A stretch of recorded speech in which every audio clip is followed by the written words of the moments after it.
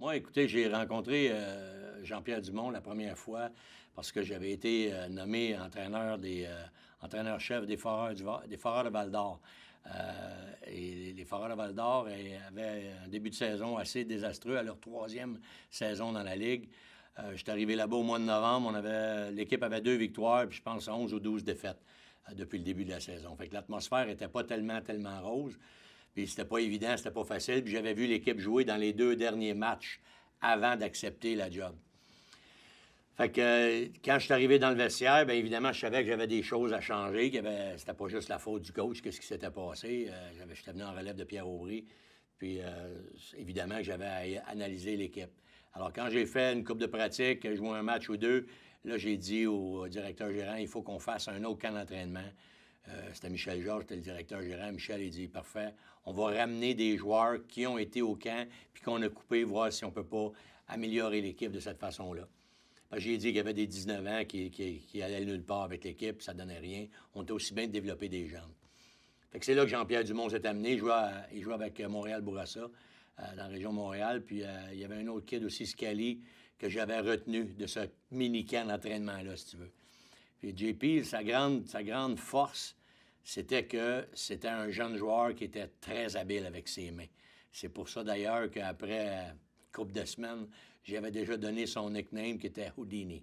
Et je l'avais fait écrire sur son casier parce que il était tellement bon avec la rondelle en avantage numérique qu'il était devenu un atout pour l'équipe. Il avait juste 16 ans. Là. Scali, c'était un peu plus un joueur de troisième trio, mais JP, j'avais dit au directeur gérant, on va le garder parce qu'il va fitter sur mes 2 premières lignes. C'est certain qu'il va y avoir de la place pour lui en avantage numérique. Fait que c'est ça qu'on a fait avec lui. On l'a gardé en avantage numérique. Surtout, on l'a utilisé là parce qu'il y a un peu plus d'espace à la glace. Il se faisait un petit peu moins frapper. C'est sûr qu'il était quand même assez grand, JP, mais il n'était pas encore très costaud. Il avait juste 16 ans. Son coup de patin restait à améliorer. Il y avait des raisons pourquoi il avait retourné en bas. Il voulait qu'il travaille plus fort en bas sur son coup de patin, etc. Mais quand on a décidé de le garder, je pense que ça a été une très bonne décision pour 2 raisons. La première, c'est qu'il nous a aidés. On a été à 2 points de faire les séries cette année-là. C'est les Tigres de Victoriaville qui nous avaient battus, qui nous avaient devancés à cause d'un certain Alexandre Daigle qui était descendu 2 fois pour jouer des matchs contre nous autres parce qu'il était déjà dans la Ligue nationale. Fait qu'ils l'ont descendu 2 fois pour jouer des matchs contre nous autres. Puis ils nous avaient battus. Une fois, on l'avait battu, puis l'autre fois, on les avait battus. Puis, c'est ça. JP a eu une très bonne fin de saison. Il a été vraiment à la hauteur de nos attentes. C'est un joueur caractère très, très offensif. C'est un petit gars qui travaillait fort. C'est un petit gars qui avait une bonne portée, d'excellentes mains, comme je disais tantôt. Il était bon autour du filet et demi. Il voulait payer le prix, même s'il n'était pas très physique. Quand il a grossi un peu, il a pris de la force, de la masse musculaire. Il était encore plus près du filet. J'ai suivi, évidemment, sa carrière de très près parce que les gars que j'ai coachés, tu as trouvé un intérêt plus important. Puis j'ai suivi sa carrière, puis j'ai vu qu'il avait amélioré cette facette du jeu-là. Parce que jeune, évidemment, à 16 ans, et les gars de 19-20 ans, c'est une grosse différence au niveau junior, surtout au niveau de la force physique. Il y a des jeunes qui sont capables de passer à travers, il y en a d'autres qui ne sont pas capables. Mais lui, il était capable de passer à travers en raison de ça. Un, il avait une bonne portée, puis il avait de très bonnes mains.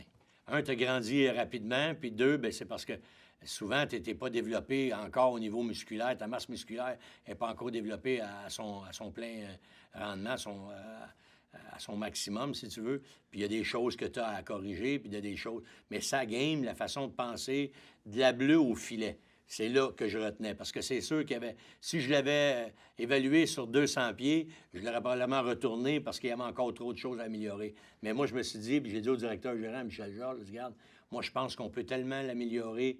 Il va tellement nous aider en attaque qu'on va prendre le temps de l'améliorer au niveau de la ligne bleue vers notre filet. Parce que la ligne bleue à l'autre filet, c'est de l'instinct, c'est de la...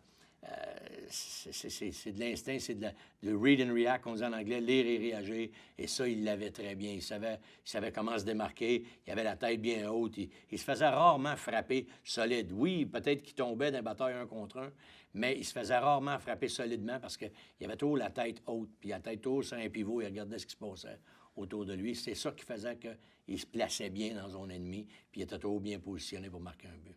Je le voyais comme un élite, ça c'est sûr. Mais quand j'ai vu sortir 3e au total, c'est haut, là. C'est beaucoup. Puis je disais, là, je me suis dit, il y a beaucoup de pression qui vient avec ça aussi, là, avec le choix très rapide. Mais je pense qu'il a répondu aux attentes en quelque sorte. C'est évident que les Islanders ne l'ont pas gardé, ils l'ont échangé, mais ils ont fait tellement d'erreurs, les Islanders, avec plusieurs joueurs. Roberto Luongo, Todd Bertuzzi, c'en est juste deux, là, deux autres qui ont été repêchés par les Islanders puis qui n'ont pas fait une carrière là. Je pense que JP avait les atouts pour être un joueur élite. Troisième, j'ai été surpris de la rapidité de cette sélection-là. Mais il fallait que quelqu'un l'aime, puis il était facile à aimer. Parce que c'était un joueur qui était flamboyant. C'est un joueur qui, surtout quand il est arrivé à 18-19 ans, là, il était beaucoup plus imposant au niveau de son physique. Il pouvait encore plus se permettre des choses que quand je l'ai vu, moi, à 16 ans.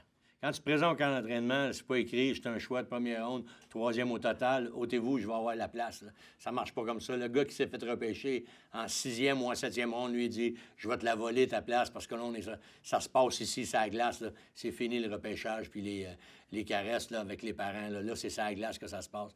C'est évident que tu as un gros rôle à jouer. Après, il faut que tu remplisses ce mandat-là, tu remplisses ces chaussures-là qui t'ont été données. Puis ça, c'est pas facile. C'est un jeune qui était bien élevé, un jeune qui était bien encadré, un jeune qui avait appris à travers sa jeunesse qu'est-ce qu'il faut faire pour arriver à tes fins. Il faut que tu travailles fort. Puis si le parent, quand tu arrives chez vous, tu as toujours raison, puis c'est pas toi qui n'est pas correct, c'est les autres qui sont pas corrects.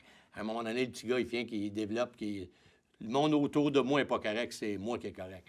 Mais je pense que les jeunes joueurs de hockey réalisent que quand ils arrivent dans la grande ligue, ils ont des choses. Que tu sois le meilleur dans ton village, le meilleur dans ta ville, le meilleur dans ton pays, tu vas toujours avoir à prouver quelque chose à chaque match.